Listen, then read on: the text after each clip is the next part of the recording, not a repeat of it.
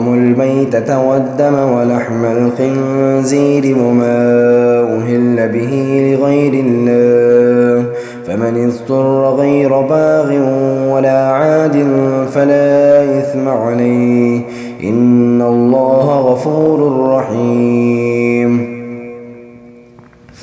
إن الذين يكتمون ما أنزل الله من الكتاب ويشترون به ثمنا قليلا أولئك ما يأكلون في بطونهم إلا النار ولا يكلمهم الله يوم القيامة ولا يزكيهم ولهم عذاب أليم. أولئك الذين اشتروا الضلالة بالهدى والعذاب بالمغفرة فما أصبرهم على النار ذلك بأن الله نزل الكتاب بالحق وإن الذين اختلفوا في الكتاب لفي شقاق بعيد. ليس البر أن تولوا وجوهكم قبل المشرق والمغرب ولكن البر من آمن بالله واليوم الآخر والملائكة والكتاب والنبيين وآتى المال على حبه ذوي القربى واليتامى والمساكين وابن السبيل والسائلين وفي الرقاب وأقام الصلاة وآتى الزكاة والموفون بعهدهم إذا عاهدوا والصابرين في البأساء والضراء وحين البأس أولئك الذين صدقوا وأولئك هم المتقون. يا أيها الذين آمنوا كتب عليكم القصاص في القتلى الحر بالحر والعبد بالعبد والأنثى بالأنثى فمن عفي له من أخيه شيء فاتباع بالمعروف وأداء إليه بإحسان ذلك تخفيف من ربكم ورحمة فمن اعتدى بعد ذلك فله عذاب أليم. ولكم في القصاص حياة يا أولي الألباب لعلكم تتقون. كتب عليكم إذا حضر أحدكم الموت إن ترك خيرا الوصية للوالدين والأقربين بالمعروف حقا على المتقين فمن بدله بعدما سمعه فإنما إثمه على الذين يبدلونه إن الله سميع عليم. فمن خاف من موص جنفا أو إثما فأصلح بينهم فلا إثم عليه إن الله غفور رحيم. يا أيها الذين آمنوا كتب عليكم الصيام كما كتب على الذين من قبلكم لعلكم تتقون أياما معدودات فمن كان منكم مريضا أو على سفر فعدة من أيام أخر وعلى الذين يطيقونه فدية طعام مسكين فمن تطوع خيرا فهو خير له وأن تصوموا خير لكم إن كنتم تعلمون. شهر رمضان الذي أنزل فيه القرآن هدى للناس وبينات من الهدى والفرقان فمن شهد منكم الشهر فليصم ومن كان مريضا أو على سفر فعدة من أيام أخر يريد الله بكم اليسر ولا يريد بكم العسر ولتكملوا العدة ولتكبروا الله على ما هداكم ولعلكم تشكرون وإذا سألك عبادي عني فإني قريب أجيب دعوة الداع إذا دعاني فليستجيبوا لي وليؤمنوا بي لعلهم يرشدون أحل لكم ليلة الصيام الرفث إلى نسائكم هن لباس لكم وأنتم لباس لهن علم الله أنكم كنتم تختانون أنفسكم فتاب عليكم وعفى عنكم فالآن باشروهن وابتغوا ما كتب الله لكم وكلوا واشربوا حتى يتبين لكم الخيط الأبيض من الخيط الأسود من الفجر ثم أتموا الصيام إلى الليل ولا تباشروهن وأنتم عاكفون في المساجد تلك حدود الله فلا تقربوها كذلك يبين الله آياته للناس لعلهم يتقون ولا تأكلوا أموالكم بينكم بالباطل وتدلوا بها إلى الحكام لتأكلوا فريقا من أموال الناس بالإثم وأنتم تعلمون يسألونك عن الأهلة قل هي مواقيت للناس والحج وليس البر بأن تأتوا البيوت من ظهورها ولكن البر من اتقى وأتوا البيوت من أبوابها واتقوا الله لعلكم تفلحون وقاتلوا في سبيل الله الذين يقاتلونكم ولا تعتدوا إن الله لا يحب المعتدين واقتلوهم حيث ثقفتموهم وأخرجوهم من حيث أخرجوكم والفتنة أشد من القتل ولا تقاتلوهم عند المسجد الحرام حتى يقاتلوكم فيه فإن قاتلوكم فاقتلوهم كذلك جزاء الكافرين فإن انتهوا فإن الله غفور رحيم وقاتلوهم حتى لا تكون فتنة ويكون الدين لله فإن انتهوا فلا عدوان إلا على الظالمين الشهر الحرام بالشهر الحرام والحرمات قصاص فمن اعتدى عليكم فاعتدوا عليه بمثل ما اعتدى عليكم واتقوا الله واعلموا أن الله مع المتقين وأنفقوا في سبيل الله ولا تلقوا بأيديكم إلى التهلكة وأحسنوا إن الله يحب المحسنين وأتموا الحجة والعمرة لله فإن أحسرتم فما استيسر من الهدي ولا تحلقوا رؤوسكم حتى يبلغ الهدي محله فمن كان منكم مريضا أو به أذى من رأسه ففدية من صيام أو صدقة أو نسك فإذا أمنتم فمن تمتع بالعمرة إلى الحج فما استيسر من الهدي فمن لم يجد فصيام 3 أيام في الحج و7 إذا رجعتم تلك 10 كاملة ذلك لمن لم يكن أهله حاضر المسجد الحرام واتقوا الله واعلموا أن الله شديد العقاب الحج أشهر معلومات فمن فرض فيهن الحج فلا رفث ولا فسوق ولا جدال في الحج وما تفعلوا من خير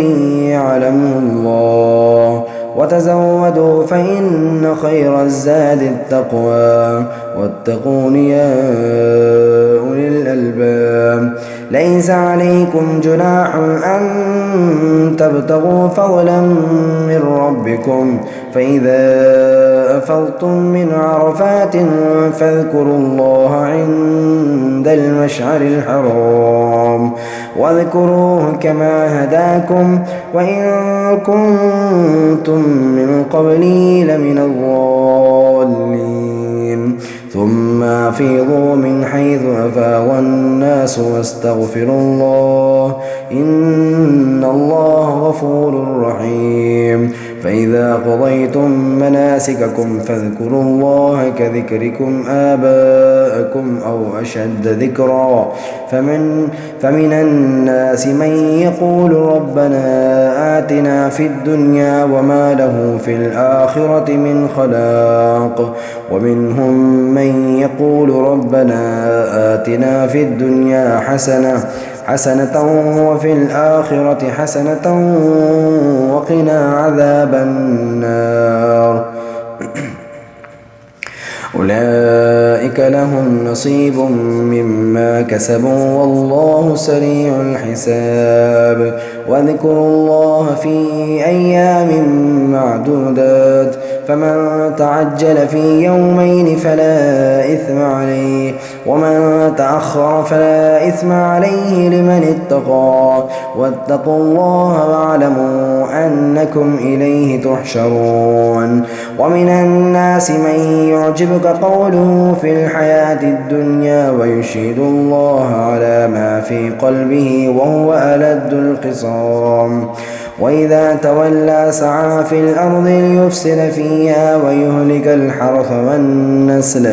والله لا يحب الفساد. وإذا قيل له اتق الله أخذته العزة بالإثم فحسبه جهنم ولبئس المهاد. ومن الناس من يشري نفسه ابتغاء مرضات الله والله رؤوف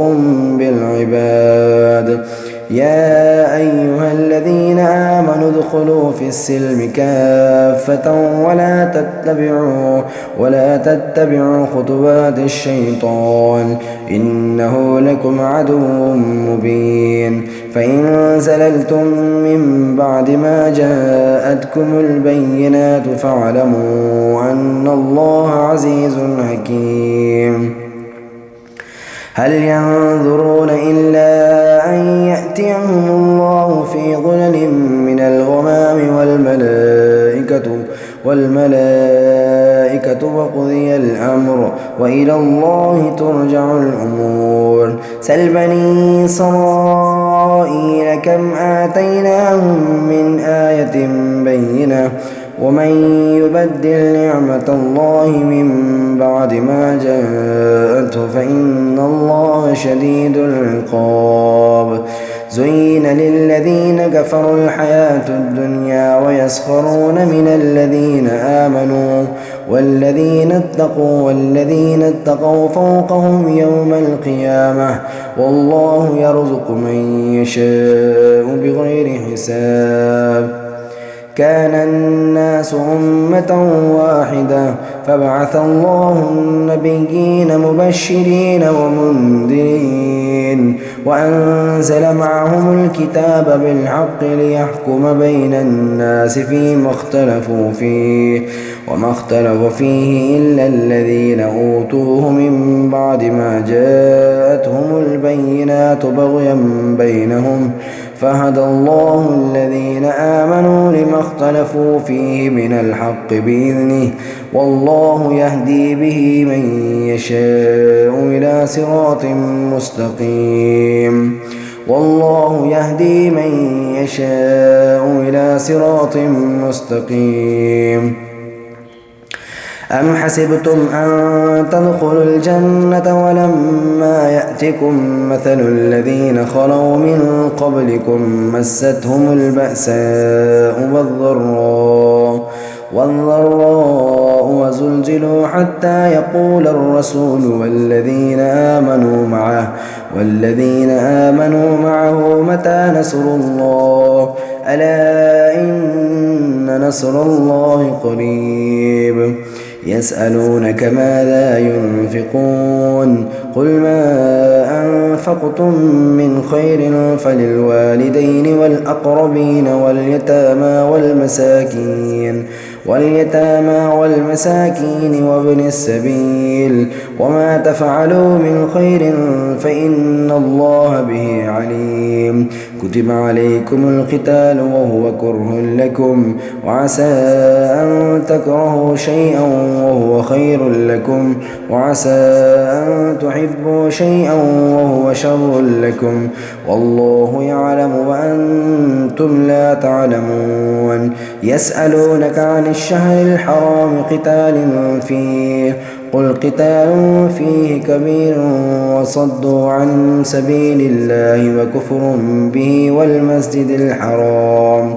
وإخراج أهله منه أكبر عند الله والفتنة أكبر من القتل ولا يزالون يقاتلونكم حتى يردوكم عن دينكم إن استطاعوا ومن يرتد منكم عن دينه فيمت وهو كافر فأولئك حبطت أعمالهم في الدنيا والآخرة وأولئك أصحاب النار هم فيها خالدون إن الذين آمنوا والذين هاجروا وجاهدوا في سبيل الله أولئك يرجون رحمة الله والله غفور رحيم يسألونك عن الخمر والميسر قل فيهما إثم كبير ومنافع للناس وإثمهما أكبر من نفعهما ويسألونك ماذا ينفقون قل العفو كذلك يبين الله لكم الآيات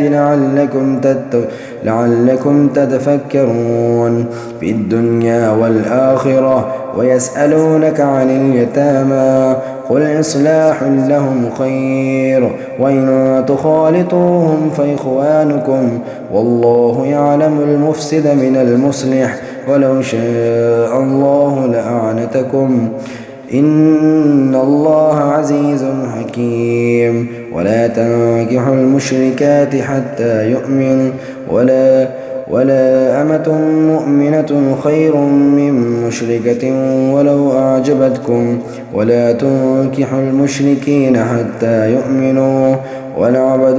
مؤمن خير من مشرك ولو أعجبكم أولئك يدعون إلى النار والله يدعو إلى الجنة والمغفرة بإذنه ويبين آياته للناس لعلهم يتذكرون ويسألونك عن المحيض قل هو أذى فاعتزلوا النساء في المحيض ولا تقربوهن حتى يطهرن فإذا تطهرن فأتوهن من حيث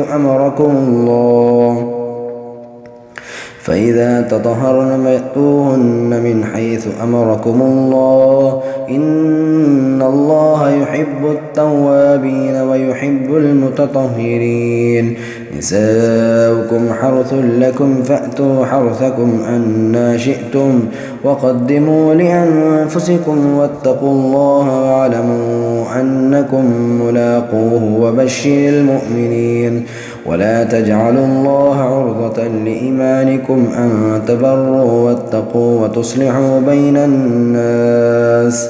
والله سميع عليم لا يؤاخذكم الله باللغو في أيمانكم ولكن يؤاخذكم بما كسبت قلوبكم والله غفور حليم للذين يؤلون من نسائهم تربص 4 أشهر فإن فاءوا فإن الله غفور رحيم وإن عزموا الطلاق فإن الله سميع عليم والمطلقات يتربصن بأنفسهن 3 قروء ولا يحل لهن أن يكتمن ما خلق الله في أرحامهن إن كن يؤمن بالله إن كن يؤمن بالله واليوم الآخر وبعولتهن أحق بردهن في ذلك إن أرادوا إصلاحا ولهن مثل الذي عليهن بالمعروف وللرجال عليهن درجة والله عزيز حكيم. الطلاق مرتان فإمساك بمعروف أو تصريح بإحسان ولا يحل لكم أن تأخذوا مما آتيتموهن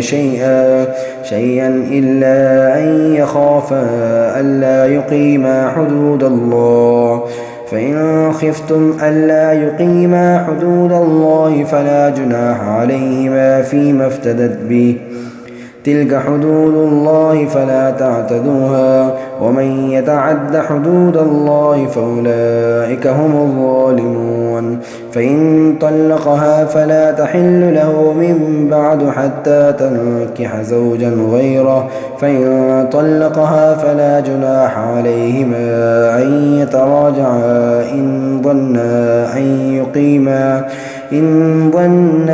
أن يقيما حدود الله وتلك حدود الله يبينها لقوم يعلمون. وإذا طلقتم النساء فبلغن أجلهن